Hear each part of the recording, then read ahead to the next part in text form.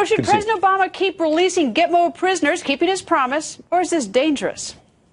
This is Ibrahim al-Rubaysh, senior advisor for al-Qaeda in the Arabian Peninsula, one of the most wanted terrorists in the world, and just one of the men released from Guantanamo Bay and now back in the fight for global jihad. Terrorists are being trained and sent back to commit acts of terror. Since 2009, the Obama administration has released 117 detainees from Guantanamo Bay. Gitmo has become a symbol around the world for an America that flouts the rule of law. They're not alone. The Bush administration released more than 500 detainees from Gitmo between 2002 and 2008, all of it part of a controversial policy in which detainees, even some who are considered high risk, are sent back home or to host countries and set free. And with a staggering 45% of the remaining detainees at Gitmo set to be transferred, not the word I would use, it's apparently the best President Obama can do to keep this promise he made in 2008. I have said repeatedly that I intend to close Guantanamo, and I will follow through on that. But since the 2008 election, bipartisan opposition in Congress rejecting the president and refusing to fund the transfer of detainees to a United States prison. This prevents President Obama from shutting down the controversial prison, but that hasn't stopped the president from releasing some Gitmo detainees. These individuals could be transferred to other countries without posing a significant threat to U.S. interests. But a September 2014 report issued by the Director of National Intelligence says otherwise, showing that more than 17% of released detainees are confirmed to have returned to the fight, and an additional 12% suspected of rejoining the fight. Former detainees like Abdul Rahim Muslim Dost, a supposedly low-risk detainee, is now actively recruiting for ISIS. A horrifying situation that has Senate Republicans introducing legislation blocking the release of medium and high-risk detainees from Gitmo. Now is not the time to be emptying Guantanamo with no plan for how and where these individuals are going to go. And the move gaining momentum now that intelligence officials have linked the brutal attacks on Charlie Hebdo magazine in Paris to al-Qaeda in Yemen. And Congressman Adam Kinzinger joins us. Good evening, sir. Hey, Greta. Thanks for having me. Thank you for joining us. The Gitmo Review Task Force agreed to release these five years ago in January 2010. Now fast forward to now, and it's being done now. Of course, now in light of what happened last week, it's certainly on everyone's radar screen. Why did they wait 5 years, and what do you think about this timing?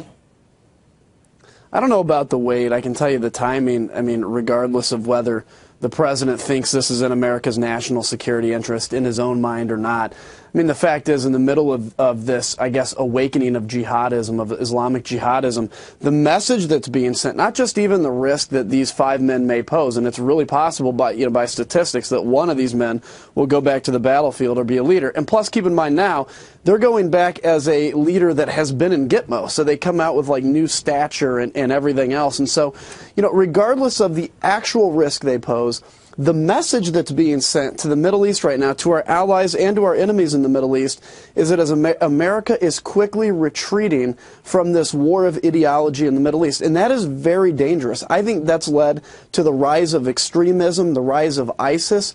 I think that's done more perception-wise to hurt our cause than anything. And so the message that's being sent is absolutely wrong. I would love to see President Obama come out and give a speech like, what we've seen out of the Prime Minister of Australia or Canada or France even now, and say that, this is a real issue and it must be confronted head on. The opposite message is being sent.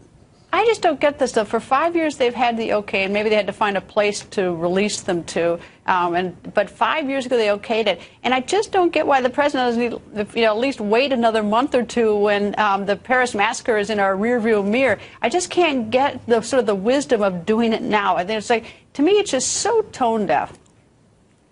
But it is tone deaf. It's the same reason no high level of the administration went to Paris. I mean, should the president have gone or not? Well, I don't know, but somebody of much higher stature should have gone. The president does not think through the actions, I think, to the extent of what impact it's really having. I mean, I don't think he thinks in terms of, America is a fantastic country that is the last line of defense between this growing jihadist threat and everything else. I think there's really a belief, it's a very left-wing belief, that we can, in essence, show ourselves to be good people, and that folks in the Middle East, no matter how extreme they are, will look at us and appreciate it. And maybe in his mind, this is a sign of goodwill. Well, look, goodwill doesn't work. What works is strength and power. America's job in the world, frankly, is not to be loved, but it's to, you know, whether we like the burden or not, we are a force for good. And if we don't do this, nobody's going to. And so the message is being sent is terrible, and as you said, I don't understand why. I don't understand why now. Even if you're going to release him, which I don't think he should, wait a couple months. Yeah, one quick question. Did you learn about the actual release after they were out of Gitmo, or did you get the heads up that this was going to happen in a day or two or a week or two? It's interesting. We get all this information on the news, on Fox News. And, you know, the Bergdahl swap, I had no idea about that, despite having to notify Congress. None of us knew. We learn about this stuff on the news, and the president's made it clear that he doesn't consider Congress very important lately. Congressman, thank you. And at least you're watching Fox News. Greta. Thank you, sir.